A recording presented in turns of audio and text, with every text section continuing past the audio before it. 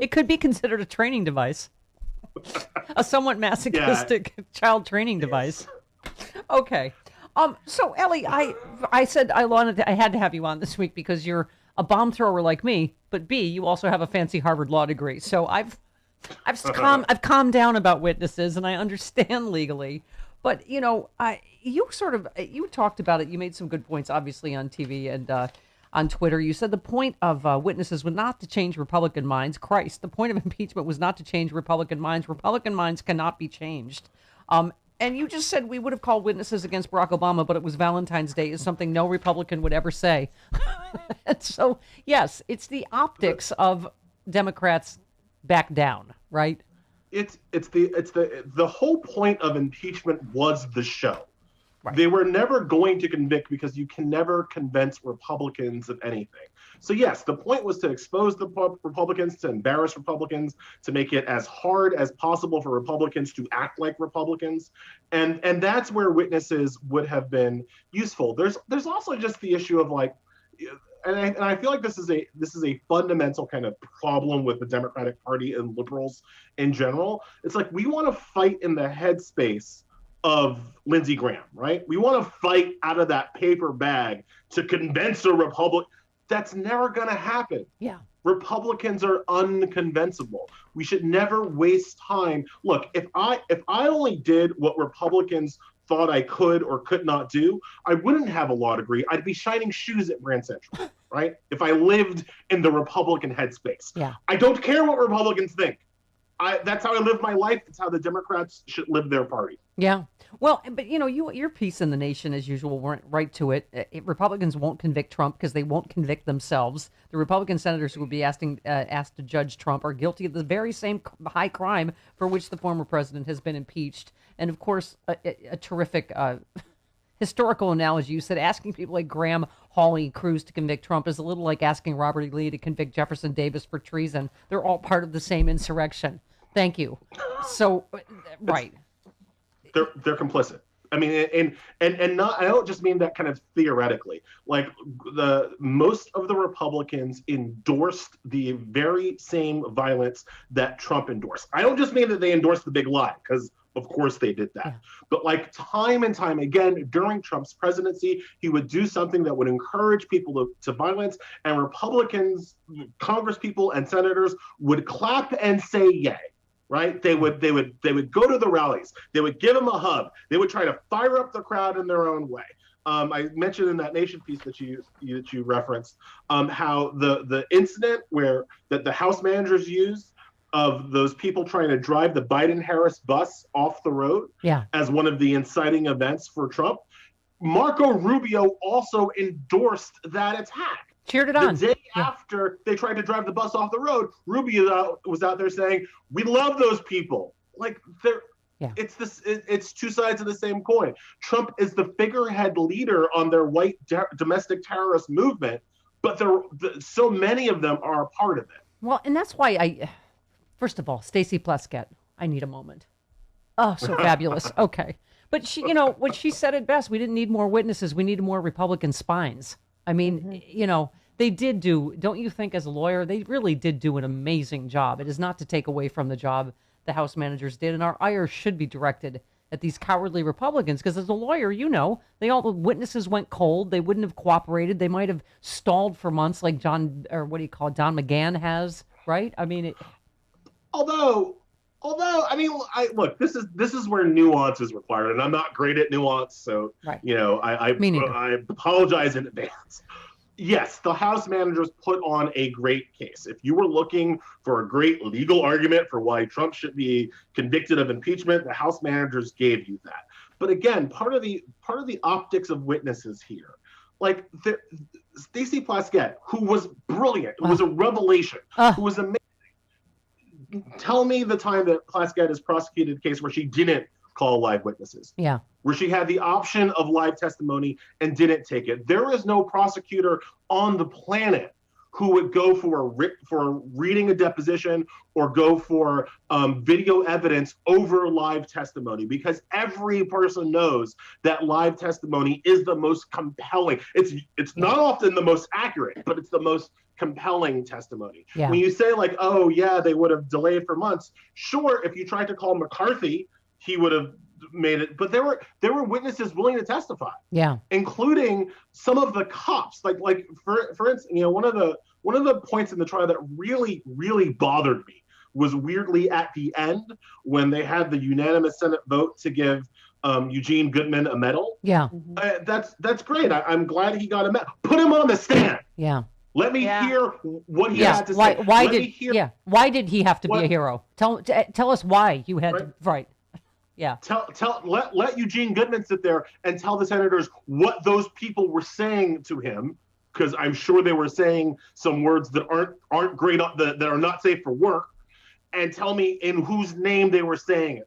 Like, put him on the stand and let him testify in his own words what happened that day. Again, was that going to change Lindsey Graham's mind? No. Lindsey Graham is an inveterate hypocrite and racist. But was it going to make the case to the American people more clearly about what happened and why accountability needed to happen? Put the guy on, I think so. That was called the N-word 15 times and ended up crying and saying on the floor of the Capitol, saying, "Is this America?" By the way, I guess you don't know the answer to this, but of all the horrible videotape we saw, I was curious. Where was that? That had to exist somewhere. The N-word, use of the N-word, in addition to all. This, and again, Plaskett, who again was wonderful, was the only person who even lightly brought up the issue that all of this was an attack in the name of white supremacy, right? Yeah. Because the white supremacist kind of fomenting of this attack from white supremacy, that was actually downplayed by the House managers generally throughout the trial. And I get why. If you're trying to convince Republicans, reminding Republicans that they're freaking racist is not the best way to convince them. Yeah. However, if you were like me and emancipated from the need to convince Republicans, putting the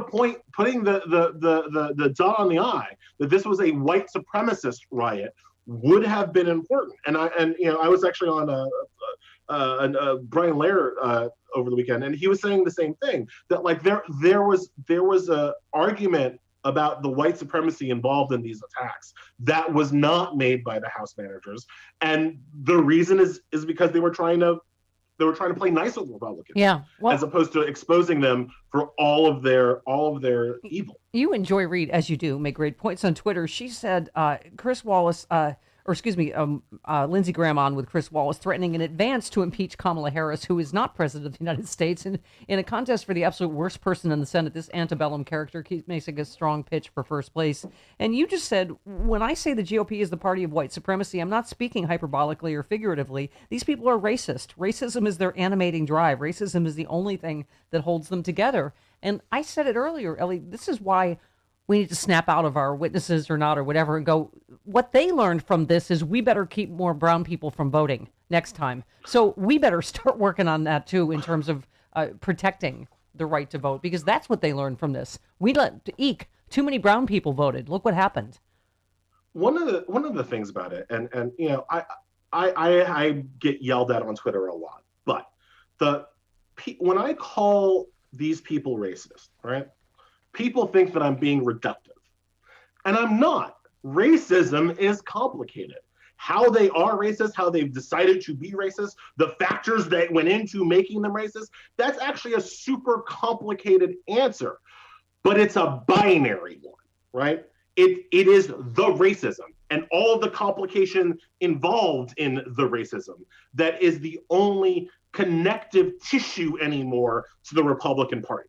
It's the only, another way of putting it is, you cannot make sense of the Republican Party unless you understand their racism, because it's only through their racism that the rest of their actions make any kind of logical sense. Otherwise, it just looks random and like kind of motiveless malevolence, right? It's the Iago problem, right? Like if you read Othello, and I know I'm going a little bit high, but like if you read Othello, whatever, Harvard, and you see Iago being mean to Othello, and you don't think that Iago is racist to Othello, then you can't make sense of Iago. You're like, what are you doing, bro? Yeah. Why are you hating the game? Yeah. But if you understand that Iago is racist, the entire rest of everything else makes sense. This is why it's that problem. What Eric Swalwell said, and take a listen, is in terms of what's next, I think was important. Here is Eric Swalwell.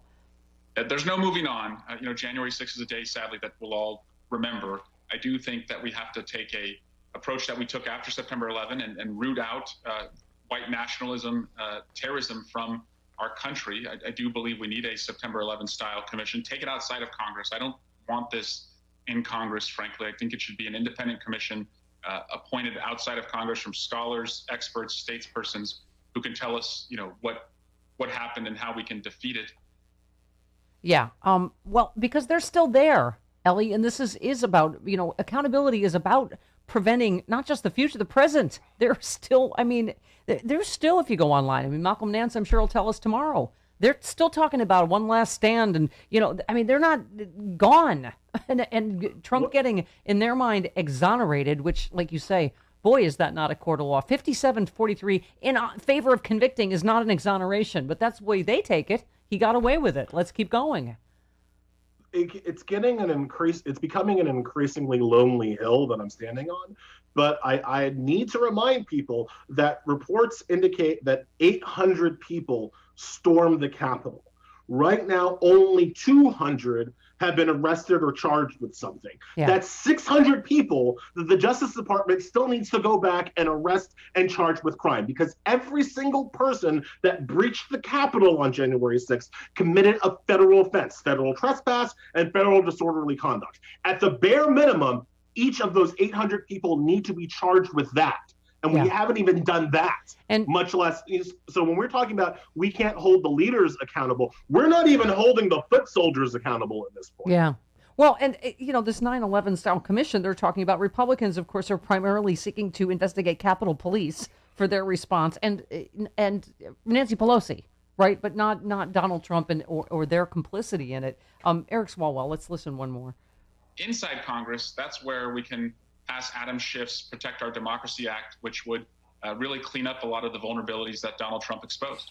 And then just this one as well. They're going to need, I believe, at the Department of Justice, a white nationalism task force to make sure that they are understanding at the earliest of ages how people are being radicalized, if there are, in fact, training camps. And in our evidence, we found that the Oath Keepers, a group in particular, that they do have training camps and an initiation process, very much like international terrorist groups do. So we're going to have to make sure we use all the tools and resources we have to find these groups, to defeat these groups, and then bring them, to justice in the courts. So, Elie, put your lawyer hat on real quick before we go, in terms of, I know Neil Katyal yesterday said they can make criminal referrals from this commission because we're looking for some real accountability and consequences, right? And I know that I've heard legally incitement is a higher bar to prove criminally. So what do you think? What are you hopeful? Because I know you were not hopeful. You tweeted, fine. You want to hear something positive? At this rate of growth, Trump will be convicted for high crimes and misdemeanors after his fourth impeachment, which I suppose is scheduled for January 2028. Okay, so I understand you were mad, but what do you think are the chances for real accountability, whether it's referrals from this commission, DOJ prosecution, state, local? What do you think? I take a dim view on the leaders truly ever being held accountable on the look. Again, the thing that attacked us more than anything was white supremacy, and we haven't fixed that in 400 years. I don't think we're going to fix that in the next 4, right? So I take a dim view on being able to actually hold all the people who are truly responsible accountable to justice. However, I feel very strongly, and I know I just said this, but 800 people need to go to jail. Yes, thank you. Yes. That's gotta be the floor, right? And when Merrick Garland gets finally his hearing, maybe this time, he'll get a hearing and gets his appointment to the Attorney General, that has to be priority number one. I know Biden has already decided to keep FBI Director and Brett Kavanaugh buddy Chris Wray in his post. Can't do anything about that. But like the FBI and the DOJ need to get on arresting these 800 people. Thank you. And by the way, after Mitch McConnell and all these Republicans said Trump is criminally liable, that Merrick Garland's hearing is all going to be about, you're not going to investigate Donald Trump, are you? Because we need to move on and heal, right? I mean, yep. Get ready for it.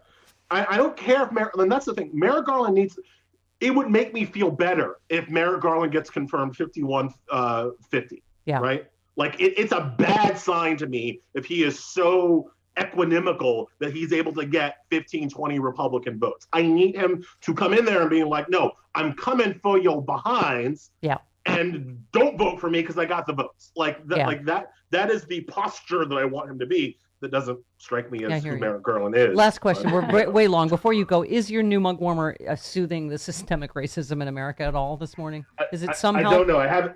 It came today from Amazon. I haven't opened it. All right, looking forward to it. You'll let us know. All right. We love you, Elie Mystal, the most. Thank you so much for having me. Thanks, Elie. All right. 23 minutes after the hour.